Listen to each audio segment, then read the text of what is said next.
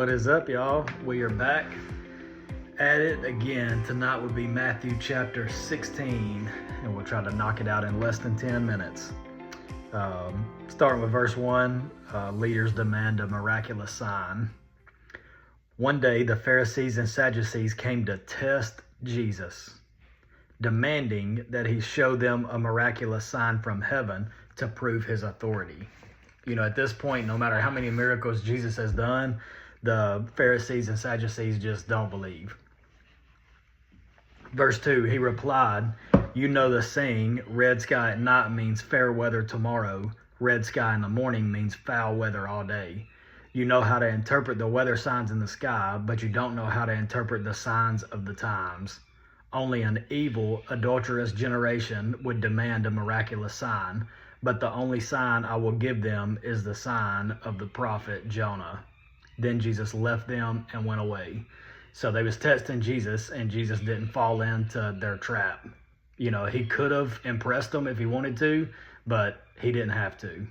So he moved on, you know, and he brought up, Jonah, and we look back at Jonah, and he was in the belly of the whale for 3 days. So this is the first time that Jesus is kind of hinting about the resurrection. Verse 5, Jesus warns about wrong teachings. Later, after they crossed to the other side of the lake, the disciples discovered they had forgotten to bring any bread. "Watch out," Jesus warned them. "Beware of the yeast of the Pharisees and Sadducees." As they began to argue with each other because they hadn't brought any bread, Jesus knew what they were saying. So he said, "You have so little faith. Why are you arguing with each other about having no bread? Don't you understand even yet? Don't you remember the 5,000 I fed with 5 loaves and the baskets of leftovers you picked up? Or the 4,000 I fed with 7 loaves and the large baskets of leftovers you picked up? Why can't you understand that I'm not talking about bread? So again, I say, beware of the yeast of the Pharisees and Sadducees." Then at last they understood that he wasn't speaking about the yeast and bread, but about the deceptive teaching of the Pharisees and Sadducees. So right here, when he's referring to yeast, you know, it only takes a little bit of yeast to affect a whole lot of bread. So same thing with, I'll read the little description here. It says, "Yeast is put into bread to make it rise, and only a little is needed to affect a whole batch of dough." Jesus used yeast as an example of how a small amount of deceptive teaching can affect a large group of people. The misleading teachings and wrong priorities of the Pharisees and Sadducees were leading many people astray. We need to choose teachers for our churches carefully because teaching can have a great impact. Even a small distortion of Scripture can hurt people. This is another principle here as well. Beware of the tendency to say, "How can this little wrong I am doing possibly affect anyone?" Allowing even a small sinful habit or false teaching to persist in your life will not only affect you more than you realize, but also do the same to others. So we have to be careful about that. You know, sometimes a little thing affects a lot. We don't realize it, but it does. Verse 13, when Jesus came to the region of Caesarea Philippi, he asked his disciples, "Who do people say the Son of Man is?" "Well," they replied, "some say John the Baptist, some say Elijah, and others say Jeremiah or one of the other prophets." Then he asked them, "But who do you say I am?" Simon Peter answered, "You are the Messiah, the Son of the living God." Jesus replied, "You are blessed, Simon, son of John, because my Father in heaven has revealed this to you. You do not learn this from any human being. Now I say to you that you are Peter," which means rock. "And upon this rock I will build my church, and all the powers of hell will not conquer it.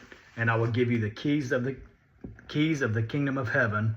Whatever you forbid on earth will be forbidden in heaven, and whatever you permit on earth will be permitted in heaven." Then he sternly warned the disciples not to tell anyone that he was the Messiah.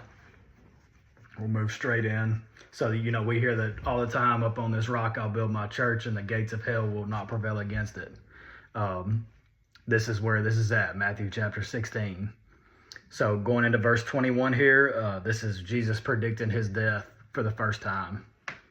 From then on, Jesus began to tell his disciples plainly that it was necessary for him to go to Jerusalem, and that he would suffer many terrible things at the hands of the elders, the leading priests, and the teachers of religious law.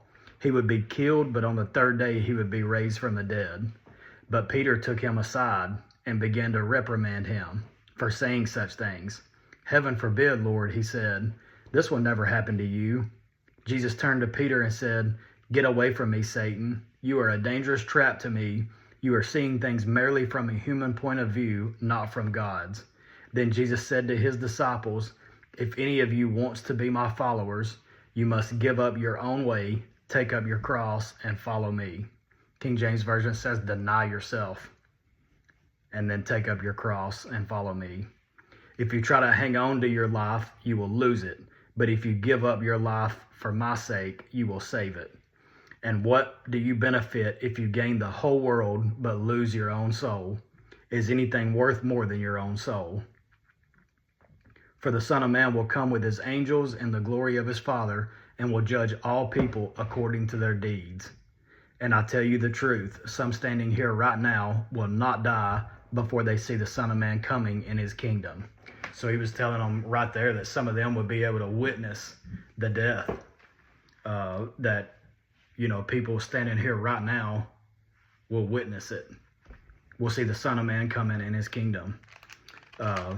So love the verse in 24, where it says, take up your cross and follow me. We see it a lot.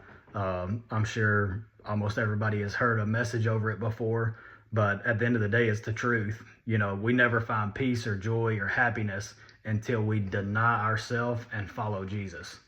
And when we do that, your whole life can absolutely be transformed. But most of the time, we don't deny ourselves. We have a sinful nature just by being, human beings in a mean world. So if you can ever get to the point where you can deny yourself and just go after God, then you can absolutely transform your life. So thank y'all for tuning in tonight. Tomorrow will be Matthew chapter 17. Have a good night.